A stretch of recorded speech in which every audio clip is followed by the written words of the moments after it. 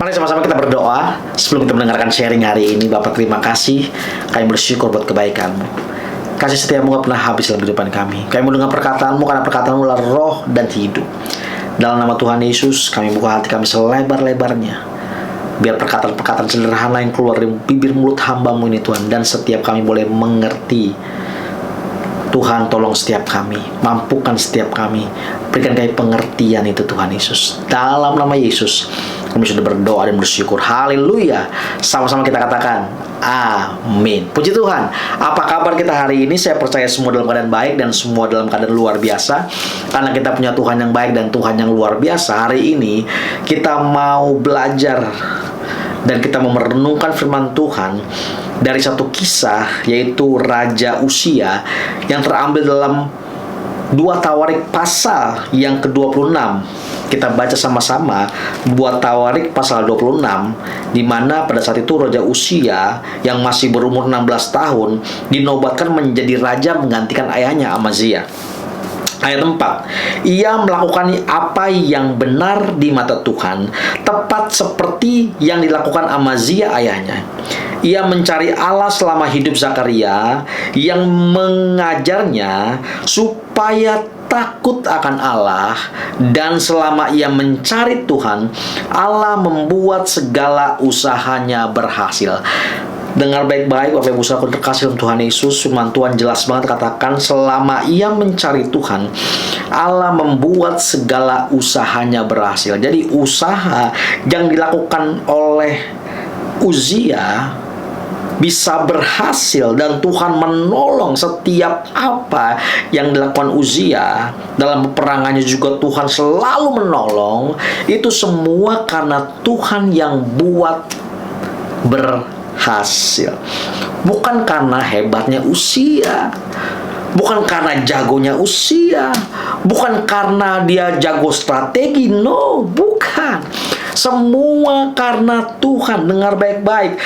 Selama ia mencari Tuhan, Allah membuat segala usahanya berhasil. Demikian juga dengan saudara dan saya. Tuhan yang membuat usaha setiap kita berhasil. Jangan membanggakan diri, jangan merasa kita mampu, jangan merasa kita bisa, jangan merasa kita udah hebat, jangan merasa kita karena punya pengetahuan yang banyak. Bukan. Yang membuat saudara dan saya berhasil, dengan baik-baik, itu Tuhan. Kalau saudara dan saya itu tekun, sungguh-sungguh mencari Tuhan, di mana saudara dan saya bergaul dekat dengan Tuhan, membangun keintiman, membangun persekutuan.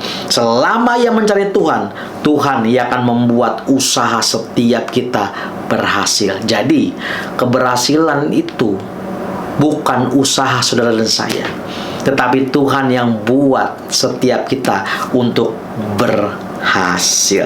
Nah, di ayat 16 dari 2 Tawarik 26, setelah ia menjadi kuat.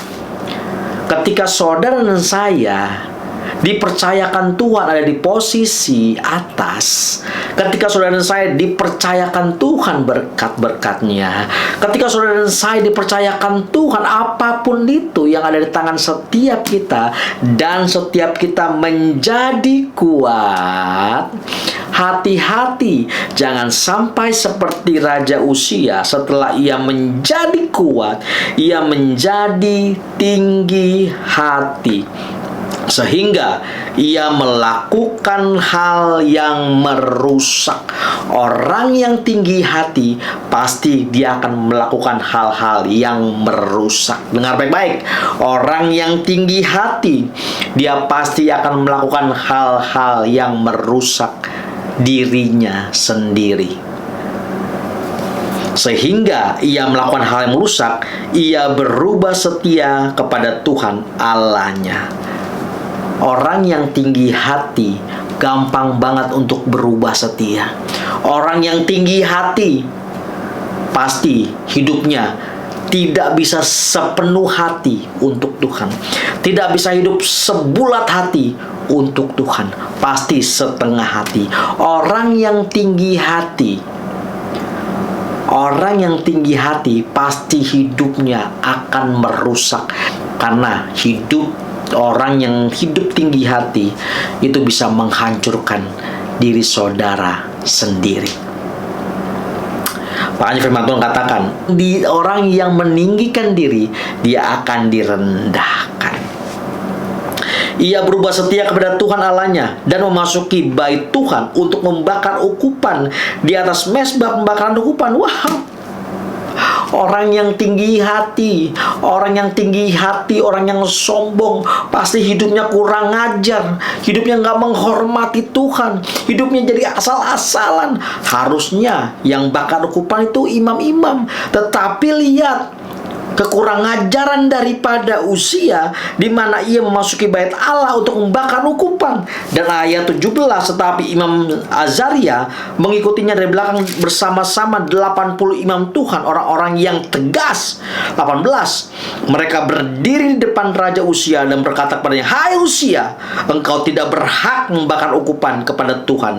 Hanyalah imam-imam keturunan Harun yang telah dikuduskan yang berhak membakar ukupan.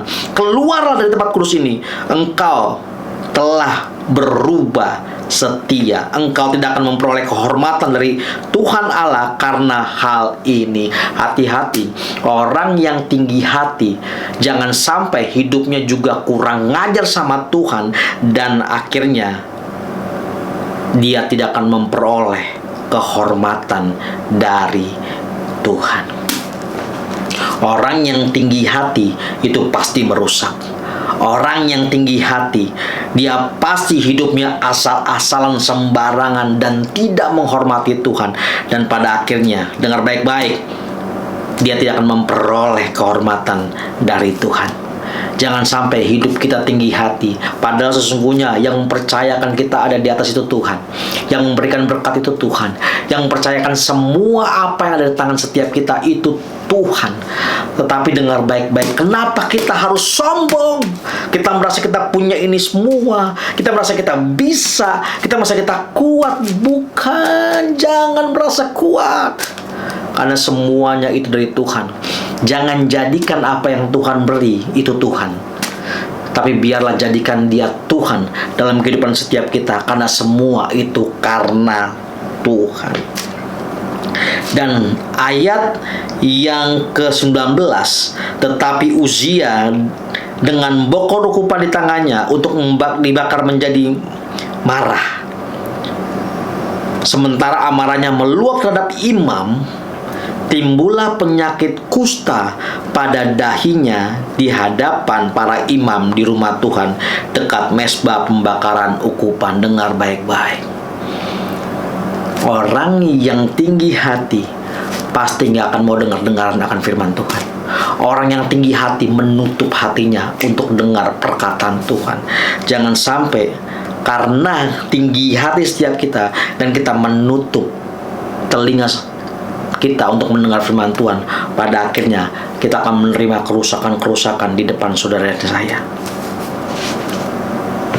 Ayat 21, Raja Uzia sakit kusta sampai kepada hari matinya, dan sebagai orang yang sakit kusta, ia tinggal dalam sebuah rumah pengasingan karena ia dikucilkan dari rumah Tuhan.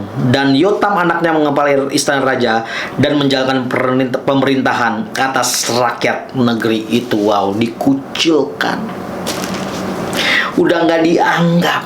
Hati-hati dengan yang namanya kesombongan, hati-hati dengan namanya keangkuhan, hati-hati dengan yang namanya tinggi hati. Jangan sampai setiap kita menjadi tinggi hati dengan apa yang Tuhan percayakan ada di tangan setiap kita. Padahal Tuhan yang kasih loh. Kok kita bisa sombong? Gimana caranya? Dia yang kasih, kok kita yang sombong? Harusnya semakin dipercayakan banyak hal di tangan setiap kita, kita semakin rendah hati, karena itu semua dari Tuhan dan untuk Tuhan. Biarlah melalui renungan hari ini setiap kita belajar untuk setiap kita jangan berubah setia. Ketika kita dipercayakan Tuhan ada di atas, ketika kita dipercayakan Tuhan menerima berkat-berkat Dan setiap kita menjadi kuat, harusnya hidup kita tetap rendah hati dan kita menjadi berkat buat banyak orang. Untuk orang melihat hidup setiap kita dan orang diberkati. Jangan sampai setiap kita tinggi hati, karena tinggi hati itu merusak. Sama-sama katakan dengan saya, tinggi hati itu merusak. Sombong itu merusak. Jangan sombong. Kita nggak bisa apa-apa. Kalau saudara rasanya kayak saudara, wah, semua karena saya, kok saya bisa ini, kok saya bisa mendapatkan ini, saya bisa menghasilkan ini. Bukan, itu bukan karena setiap kita. Itu semua karena Tuhan yang kasih kekuatan untuk setiap kita memperoleh semuanya. Dan ketika kita memperoleh, jangan jadi sombong, tetapi harusnya kita rendah hati. Dan kita belajar untuk apa? Menjadi berkat buat banyak orang. Melalui perenungan hari ini, melalui kisah Raja Uzia ini, biar ini menegur setiap kita. Jangan kita menjadi sombong ketika kita kuat. Kuat dalam hal apapun, dalam hal finansial, kuat dalam hal apapun pokoknya. Dengar baik-baik, jangan kita tinggi hati, tetaplah rendah hati, tetaplah sungguh-sungguh bahwa semua itu berasal dari Tuhan. Karena Tuhan yang membuat saudara dan saya berhasil. Dan jangan pernah berubah setia kepada Tuhan. Tetaplah setia sama Tuhan, tetap cari Tuhan. Jangan sampai ketika waktu masih kecil kita rasanya tuh, wow, sama Tuhan. Waktu belum ada usaha apa-apa, kita berdoa sama Tuhan, kita ke gereja rajin, kita berusaha, pokoknya kita mengandalkan Tuhan. Tapi ketika Tuhan percayakan kita berkat-berkatnya dan kita ada di atas dan menjadi kuat, wah, kita mulai menjadi sombong. Kita, kok nggak pernah ke gereja lagi? Aduh, susah, sibuk, banyak kerjaan. Waduh, ini susah ketemu sama klien segala macam. Hati-hati, karena semua itu dari Tuhan. Harusnya itu dinomor sekiankan. Biarlah Tuhan menjadi nomor 1 dalam kehidupan setiap kita. Orang Tuhan yang kasih berkat, kenapa kita mendahulukan apa yang Tuhan berikan? Harusnya kita mendahulukan Tuhan dari segala-galanya, karena Tuhan yang memberikan semuanya itu supaya saudara dan saya berhasil. Harusnya setiap kita mengutamakan Tuhan. Dan biarlah melalui perenungan hari ini setiap kita disadarkan bahwa kehidupan setiap kita itu semua berasal dari Tuhan. Dan seharusnya kita kembalikan kepada Tuhan, dan kita tetap setia kepada Tuhan, tetap menyembah Tuhan dalam keadaan apapun. Walaupun ada keadaan di bawah, walaupun kita ada di keadaan di atas, tetaplah menyembah Tuhan, tetaplah sungguh-sungguh kepada Tuhan, tetaplah untuk kita memandang kepada Tuhan. Jangan pernah berubah untuk setia. Ketika saudara dan saya mulai tinggi hati, maka saya yakin mulai berubah untuk setia.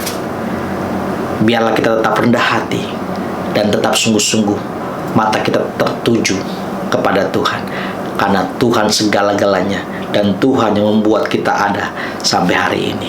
Terima kasih Bapa, kami bersyukur buat kebaikan-Mu. Kami bersama-sama berdoa, Tuhan, bersatu hati ya Tuhan Yesus. Ampuni kami kalau kami sombong Tuhan, kalau kami merasa kuat, kami merasa hebat, kami merasa bisa. Tuhan, ampuni kami. Sesungguhnya semua itu berasal daripada Tuhan. Harusnya kami kembalikan semua kepada Tuhan, dan kami nggak berubah setia Tuhan. Kami tetap setia kepada Engkau, mencari Engkau sungguh-sungguh, bergaul itu dengan Engkau sungguh-sungguh Tuhan. Dan kami taruh hidup kami hanya kepadamu Tuhan Yesus. Tuhan, Roh Kudus, mampukan setiap kami untuk kami terus berjalan bersama-sama dengan Engkau, dan kami tetap setia sampai pada akhirnya. Terima kasih Tuhan Yesus. Kalau ada teman-temanku saat ini yang mau menerima Engkau sebagai Tuhan dan Juru Selamat, di mana mereka diberkati, di mana mereka dijamah melalui perenungan hari ini, mereka mau menerima Engkau sebagai Tuhan dan Juru Selamat. Tuhan, jamah mereka, masuk ke dalam hati mereka Tuhan Yesus, dalam nama Tuhan Yesus, di mana mereka menerima Engkau sebagai Tuhan dan Juru Selamat dalam hati mereka. Terima kasih Tuhan Yesus. Kami sudah berdoa dan mengucap syukur dalam nama Tuhan Yesus Kristus. Haleluya. Sama-sama kita katakan amin. Tuhan Yesus memberkati kita.